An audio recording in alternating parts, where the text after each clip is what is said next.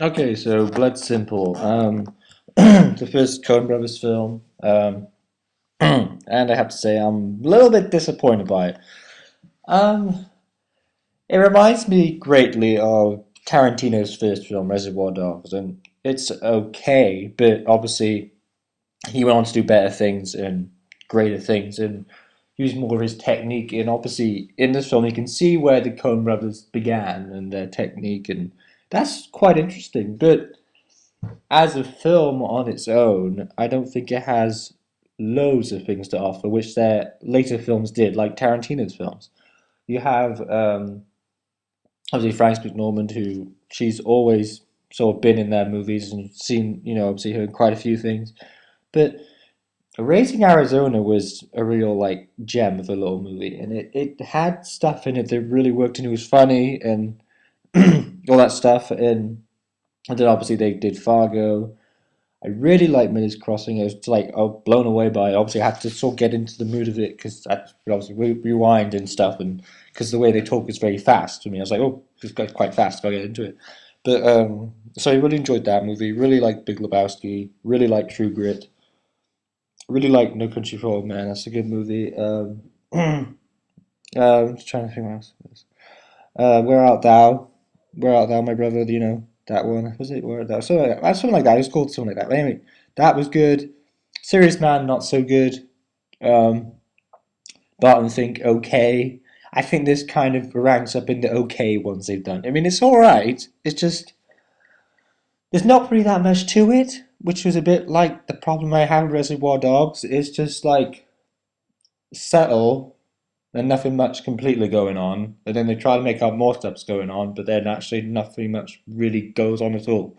So what I have to say is that half of it's interesting, half of it's not so interesting because it's very slow, and there's even bits of it that you think, oh come on, like. I don't want to sound like I'm being moany or negative Nancy, but there's like a sequence in it where you think, well, he's going to run this guy over the car, right? But no, he doesn't. He hesitates, and he hesitates for so long.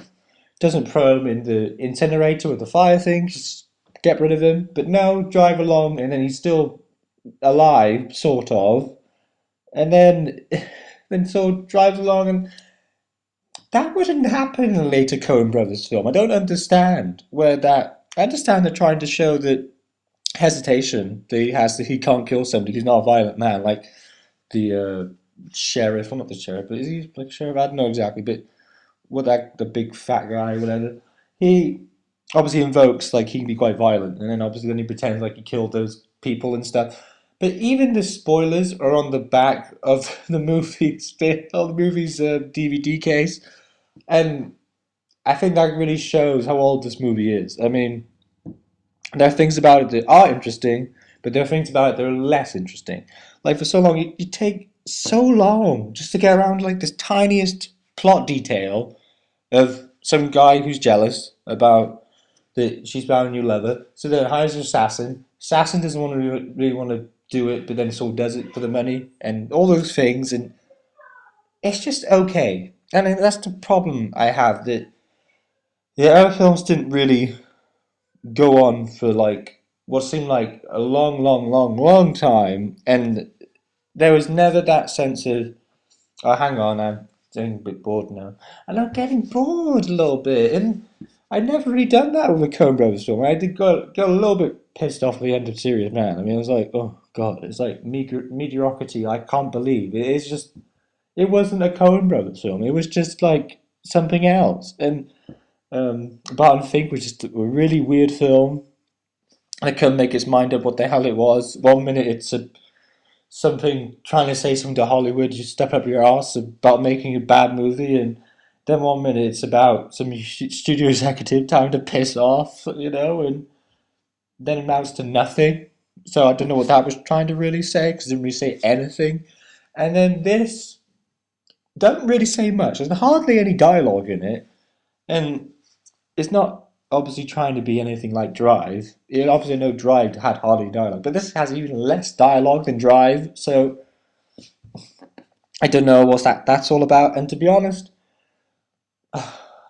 I see. I mean, I wasn't sure what to expect. I mean, on the front, there's a 5-star unmissable review.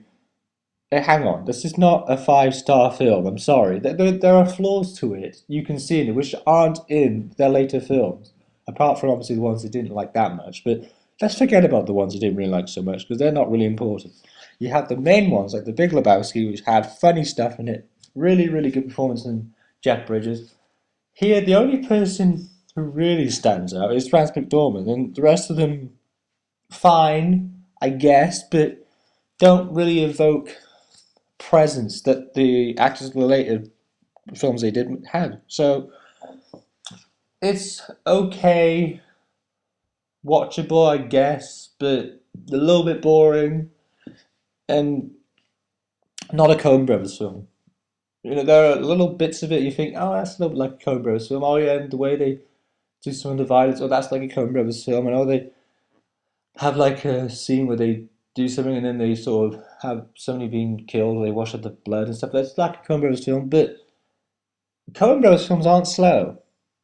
And that's what annoyed me about this movie a little bit. That it didn't have enough in it to make it great. And I think also that you have the things that Fargo had a lot of, even though obviously not loads happened, you still had a quite a big emotional impact. How could these people do these things, and how could that be all the way it's supposed to be? And there's still great performances in that film, and there aren't really still great performances here. Really, it's just I don't know, okay. So I don't know really what to recommend about it. Like some interesting stuff going on, some good camera work, but nothing that much for a great film.